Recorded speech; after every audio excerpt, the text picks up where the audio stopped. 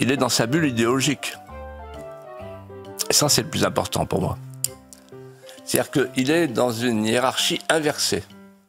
Il n'a pas été élu pour sauver les poissons et nettoyer les océans, il a été élu pour sauver les Français et nettoyer les quartiers. Donc là, il y a une erreur de casting majeure qu'on n'avait pas vue. Il est temps de s'en apercevoir. Et cette hiérarchie inversée, en fait, elle convient parfaitement à la gauche. En fait, la pensée de Macron sur les océans, c'est la pensée de l'extrême gauche. Et il y a ce lien entre l'anti-France et la post-France. Ils pensent la même chose. Ils pensent que le climat vaut d'en finir avec la croissance, donc le pacte vert, ils sont tous d'accord là-dessus. Ensuite, ils pensent que la question migratoire et la question sécuritaire sont des questions secondaires, voire fantasmatiques, agitées par les populistes. Et ils ne voient pas la nappe de sang qui s'étend. En fait, ils pensent à l'océan des larmes de sel, mais ils ne pensent pas à l'océan des larmes de sang. C'est-à-dire qu'ils sont hors de la France. Ils sont hors de France. Macron, avec son histoire d'océan, il a quitté la France. Dans l'histoire de France, y compris l'histoire récente, quand un président sent que le pays lui échappe et qu'il y a une distorsion entre lui et son peuple, il s'en va. On pense à Mitterrand en 1924. Пояснение. Александр Мильеран, 1924 год. Президент Франции с 1920 по 1924. Был вынужден уйти в отставку после победы на выборах левых сил, выступающих против его политики усиления президентской власти и сближения с правыми. Ушел с поста под давлением нового парламентского большинства. On pense à Coty en 1958. Пояснение. Рене Коти, 1958 год. Президент Франции с 1954 по 1959.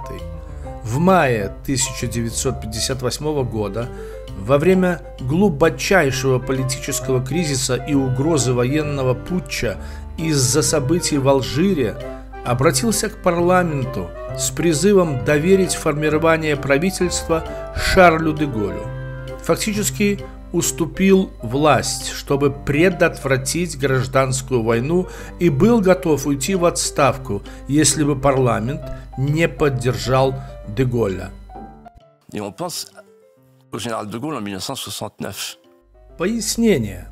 Шарль де Голль, он же генерал Шарль де Голль, 1969 год, президент Франции с 1959 по 1969. После проигрыша на референдуме по вопросам реформы Сената и регионализации 27 апреля 1969 года, как и обещал, объявил о своей отставке.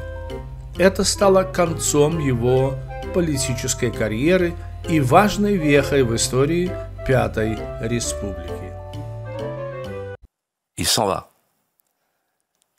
Alors moi, je m'adresse au président de la République en lui disant ceci. Monsieur le Président, vous voyez bien l'état du pays. Il n'y a plus d'obéissance, d'assentiment. Vous souffrez de ce qu'on appelait à Rome l'odium plebis, la haine du peuple. Vous n'avez plus la main, vous ne savez plus prévenir, vous ne savez plus réconforter, apaiser. Alors, il faut partir. L'océan vous attend. En fait, vous n'êtes plus dans la fonction. J'ai vu ça le jour où vous avez nommé votre meilleur ami au Conseil constitutionnel et j'ai pensé à l'empereur Caligula qui avait nommé son cheval consul. C'est la fin. Il faut partir. En fait, il faut que vous donniez à vos rêves d'altitude, océaniques leur plein essor, pour que votre intelligence du monde soit à sa juste place. Quand vous êtes arrivé, on vous a confié la souveraineté nationale. Vous avez voulu en faire une souveraineté européenne. Et maintenant, vous n'avez plus de pensée que pour les océans. Vous voulez passer de la souveraineté européenne à la souveraineté océane. Moi, j'ai une place pour vous, Monsieur le Président. Une place à créer. Président des océans.